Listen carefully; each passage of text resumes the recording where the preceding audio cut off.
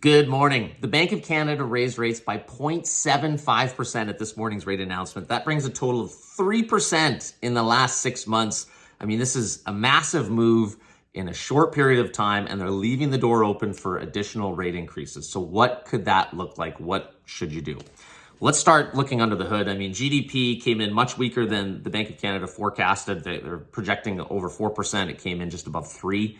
The last 2 months readings have been 0% growth and then minus 0.1% growth. So growth is clearly turned.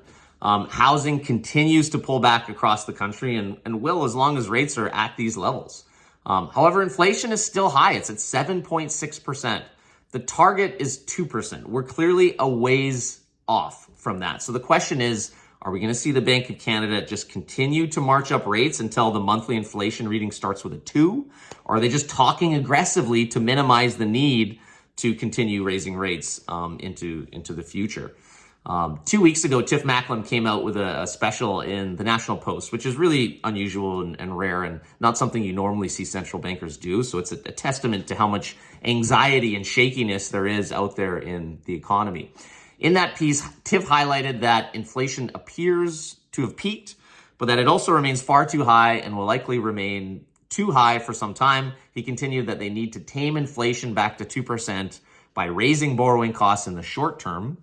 They don't want to choke off demand, but slow its growth for what they call a soft landing. So how much confidence do we all have in the people who are largely responsible for the high inflation that we're experiencing right now, who were blind for all of last year as inflation was ramping up well above 2%, did nothing into this year, and then are now kind of late to the game, rushing with these, jumbo rate hikes. How much confidence do we have in those people being able to forecast what's about to happen and to, artfully land this ship without triggering a large and deep recession?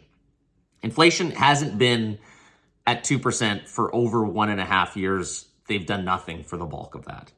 I thought I'd go back over some recent, the last 2 years of Bank of Canada rate announcements and highlight some of the statements that they've made just to give you an idea of the accuracy you can expect. And, I'll just get into it. So when COVID hit, Tiff Macklem said a number of times they didn't plan on raising rates until well into 2023. To be assured that we will have low borrowing costs for a long time, and suggested to anyone considering making a major purchase or investment, you can be confident rates will remain low for a long time. Well, it's not 2023. Rates are not low. In the second half of last year, while inflation was ramping up, their statements highlighted that inflation was going to be temporary, and that even though it was above the 2% target, that was as expected. Okay, well, everything's going according to plan. As recently as December of 2021, while inflation continued to accelerate, they stated that inflation would be back to 2% by the late 2022, which is where we are now. It's not even close to 2%. 1 month later, at their January meeting, they changed that to inflation will decline reasonably quickly to about 3% by the end of this year. And then 2 months following that, inflation was all of a sudden not a temporary phenomenon, actually a problem, and they began on this rate hike path. So these comments haven't aged well. Almost all of them aren't even a year old. So what are we all supposed to do with variable rate mortgages? Well, CIBC came out recently stating that they think this is the last rate hike we are going to see. But if you take Tiff at his word, we might see more rate increases. We might see them continue to raise until inflation has dropped down to 2%.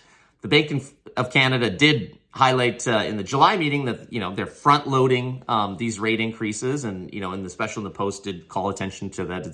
These rate increases are short term. But what are you to believe? What are you to do? I mean, if you're in a variable rate, you can always lock in. But the question is it worth locking into a rate around 5% to protect your variable from crossing that threshold for, say, 6 months or 12 months or whatever that looks like? Do you think those rate increases will be long lasting?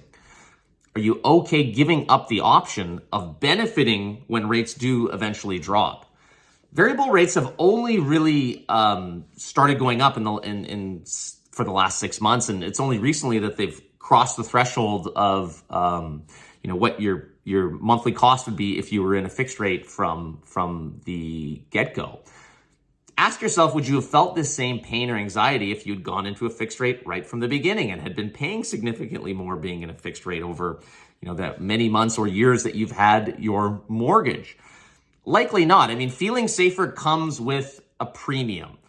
Feelings should never drive financial decisions, but I totally get the anxiety that's out there. I mean, these are pretty spectacular rate increases that we've been getting. So I'm going to highlight some action points below if you're in a variable rate mortgage. I'm not going to talk about them here, just the video is getting too long.